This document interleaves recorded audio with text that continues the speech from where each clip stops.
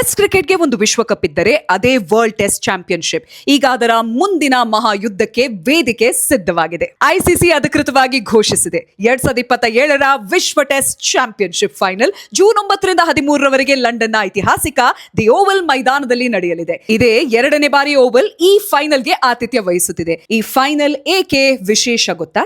2027ರಲ್ಲಿ test ಕ್ರಿಕೆಟ್ಗೆ 150 ವರ್ಷಗಳು ಪೂರ್ಣವಾಗುತ್ತವೆ. ಈ ಫೈನಲ್ ಕೇವಲ ಒಂದು ಟ್ರೋಫಿಗಾಗಿ ಅಲ್ಲ, ಟೆಸ್ಟ್ ಕ್ರಿಕೆಟ್ನ ಪರಂಪರೆಯ ಸಂಭ್ರಮವೂ ಹೌದು. ಕಳೆದ ಬಾರಿ ಲಾರ್ಡ್ಸ್ನಲ್ಲಿ ದಕ್ಷಿಣ ಆಫ್ರಿಕಾ ಆಸ್ಟ್ರೇಲಿಯಾವನ್ನು ಸೋಲಿಸಿ ತಮ್ಮ ಮೊದಲ ವಿಶ್ವ ಟೆಸ್ಟ್ ಚಾಂಪಿಯನ್ಶಿಪ್ ಪ್ರಶಸ್ತಿಯನ್ನು ಗೆದ್ದು ಇತಿಹಾಸ ನಿರ್ಮಿಸಿತು. 3 ವಿಭಿನ್ನ ಆವೃತ್ತಿಗಳಿಗೆ 3 ವಿಭಿನ್ನ ಚಾಂಪಿಯನ್ಗಳು ಸಿಕ್ಕಿದ್ದಾರೆ: ನ್ಯೂಜಿಲೆಂಡ್, ಆಸ್ಟ್ರೇಲಿಯಾ ಮತ್ತು ಸೌತ್ ಆಫ್ರಿಕಾ. ಹಾಗಾದರೆ ಟೀಮ್ ಇಂಡಿಯಾ 2 ಬಾರಿ ಫೈನಲ್ಗೆ ತಲುಪಿದರೂ ಕಿರೀಟ ಮಾತ್ರ ಕೈ ತಪ್ಪಿದೆ.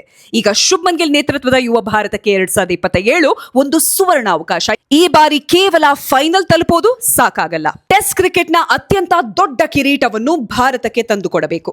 ಮುಂದಿನ ಚಾಂಪಿಯನ್ ಯಾರು? ದಕ್ಷಿಣ ಆಫ್ರಿಕಾ ಪ್ರಶಸ್ತಿ ಉಳಿಸಿಕೊಳ್ತಾರಾ ಅಥವಾ ಭಾರತ ಇತಿಹಾಸ ಬರೆಯುತ್ತದೆಯಾ? ನಿಮ್ಮ ಭವಿಷ್ಯವಾಣಿ ಕಾಮೆಂಟ್ ನಲ್ಲಿ ತಿಳಿಸಿ.